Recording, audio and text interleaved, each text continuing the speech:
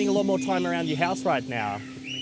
A lot less time parties out the bush or nights out on the town, and a lot more time partying in your own lounge room with your favourite teddy, watching web streams from other people's lounge rooms. Today, we've got some tips and discussion on reducing hazards in your home. The DanceWize crew are regularly catching up during this brave new world and sharing our tips. Leave yours in the comments. A hazard that you could have in your house is I broke this glass, and then actually a few days later I broke this glass, both by mistake, but I should have wrapped them up by now and put them in newspaper and written glass on them, just because sitting on the kitchen bench, it's kind of dangerous. It's not a common place that I'd fall, but you never know, I could slip and slice something of me. So yeah, sort them out and throw them in the bin appropriately.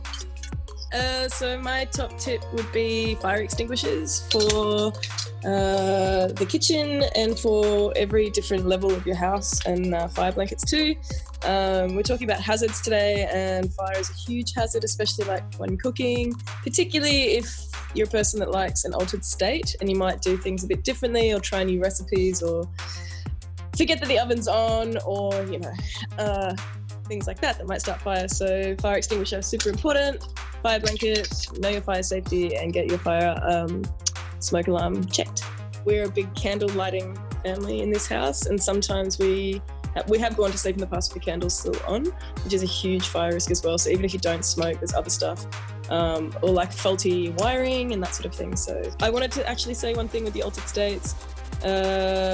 Keeping an eye out for the kitchen in general before the altered state begins, so making sure that you haven't got gas leaks or like a faulty toaster or something. Feel safe in your kitchen before you enter it in a different way. We're all spending a lot more time within our homes, and there are certain things that you take for granted in spaces when you're really familiar with everything. You might assume you know where you're going, that trip over basic things like rugs or things like that. So I don't know, I would stay present. Like, I'm feeling really irritable today, so I'm just conscious that I might be rushing when I'm moving through the house. So yeah, just making sure that nothing has been moved.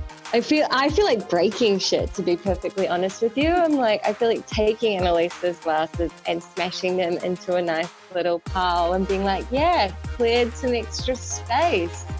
That's momentary. When I was in year 11, year 12 in VCE, there was this traveling like drama troupe or something that were doing like tips to keep you safe during VCE, because it's a high stress time. And there was this whole 45-minute play that we saw that was apparently, 45 minutes we needed to spend during VCE on. The story was about this girl who was in VCE, and she was getting so stressed about all the homework and everything to do that she was staying up all night and not sleeping enough. And she went for a shower in the middle of the night, and she fell through the glass screen door and died, or became a quadriplegic, or something awful happened to her at the end of that. And that was the story. And it seemed kind of ridiculous at the time, but the 16th top reason for death in Australia is falls and trips in the home. And I mean, I've got kids, so I've got extra tripping hazards all the time. There is always nonsense on the floor. But I mean, most people have bits and pieces around, things stacked up awkwardly. We were talking about, and Annalise was talking about broken glasses, and Sass talking about some hazards around the house as well. I was just thinking, just in kitchen, some of the ways that people stack their dishes when they're done, and then you go out in the middle of the night, maybe in a bit of a groggy state, and want a glass of water or something, and the whole thing comes crashing down. You end up with sliced open foot. These things happen. So be cautious of what you've got where. Maybe go around your house and have a look at how things are positioned, what you need to be able to access easily, and make sure that you can Two websites you can check out for reducing hazards around your home are the Victorian Sustainability website, which provide a safe, free home service for disposing of unwanted toxic household chemicals, and the Victorian Health website, which have a collection of resources to help prevent injury around the workplace and around your home, which is probably your workplace.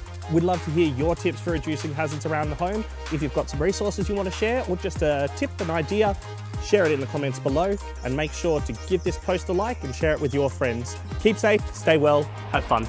See ya.